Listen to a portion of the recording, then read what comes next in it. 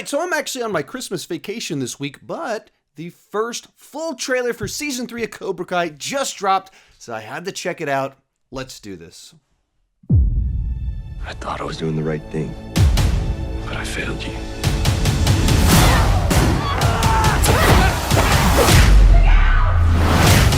The truth is, you got soft, and we paid the price. You want Cobra Kai, it's yours.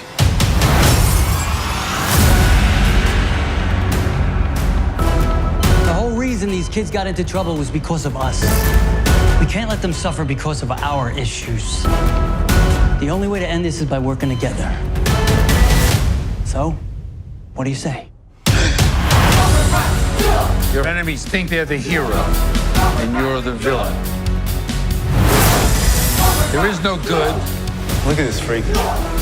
There is no bad. Only weak or strong. What are you, Tango and Cash? No, Tango and Cash were narcotics detectives. Oh, I'm sorry. You do realize neither one of you are cops, right? I thought we were the good guys. We try to be. There's one thing I do know for sure.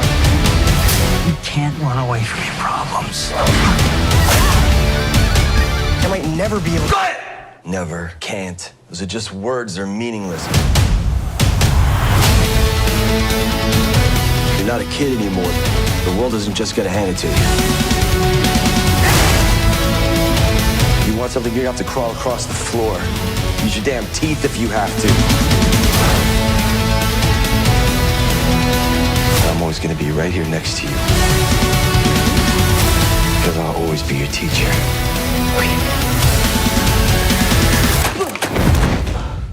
Oh, shit. It's all right, you felt like a champ. Mr. Miyagi taught me everything he knew.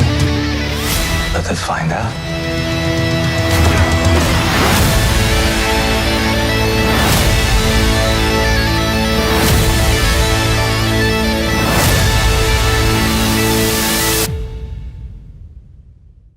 All right, so there was a whole bunch in there to unpack, to talk about, some familiar faces, lots of plot directions that they're headed. Just so you know, I did do a video talking about seasons 1 and 2 of Cobra Kai, as well as a ranking of the Karate Kid movies. You can check those out right up here once this video's over. I'm going to watch it one more time, and I'll start talking.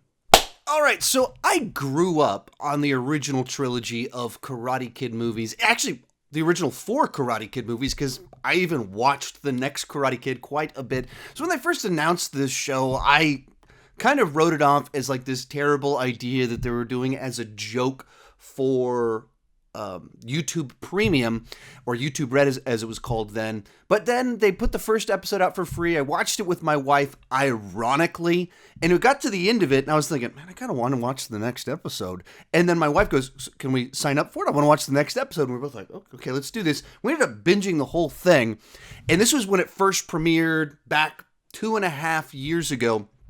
And so I'm as early of an adopter of Cobra Kai as anyone, but I didn't end up covering it when it first happened because no one had YouTube Red, so there wasn't much demand for it, and it was right when like Infinity War and Endgame came out, or when the 2 seasons dropped.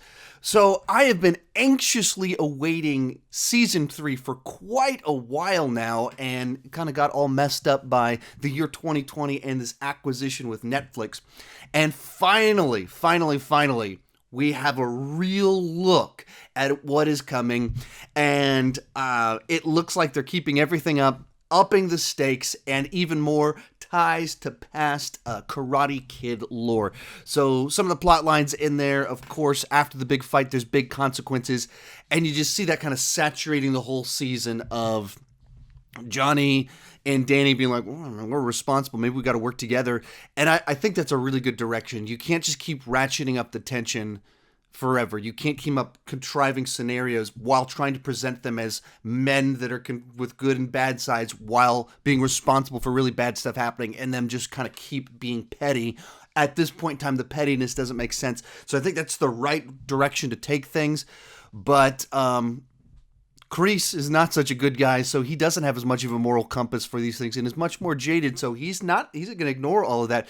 So you kind of see new factions showing up, new scenarios where our new characters coming into the mix so that you don't just cheapen what came before. What came before was having a little bit of complexity to these characters that we've had on this series, where it's the person that's bullied can then become the person bullying people. The person that was a bully can change, turn around. They always kind of have that back and forth. And so I think with where things ended, you really have to have these characters pause for a little bit, and that requires new characters coming in to take the place to add antagonism into the mix. I mean, the big thing for me, of course, though, just little teases, but you get LaRusso going back to Okinawa. You get Return was it Kimiko and Chosen, and even a little bit of them throwing down. That's the stuff that for me, it's like, yes, they're doing it. They're going, this is happening. It's happening. That's the stuff for me that gets me excited. So this gave me everything I wanted. There's always this, because the concept of this show is so weird and it shouldn't work the way that it does, following up a 1984 movie this many years later as a comedy while trying to have real characters to it. That's such a narrow focus that it's very easy to go off course and miss it. But they, for the first 2 seasons, didn't miss it. So I'm really hoping that with everything they're showing here, we're going to get a really good 3rd season with some great cameos showing up. I'm sure it'll be kind of like with last season where the Cobra Kai boys showed up, and it was kind of like this side quest episode for Johnny, and he's hanging out with his old buddies, and I'm sure that's what this will be, that Daniel goes to Okinawa, and that's how it'll kind of tie in for the most part, but I'm totally fine with that. That works for me. And the big question is, will Elizabeth Shue show up in the season? Maybe the final scene of the whole thing, Elizabeth Shue showing up. Or there's a lot of things they could do tying back to it. Is Thomas Ian Griffith is actually the one that I would really like to see, the villain from Cobra Kai, from Karate Kid 3.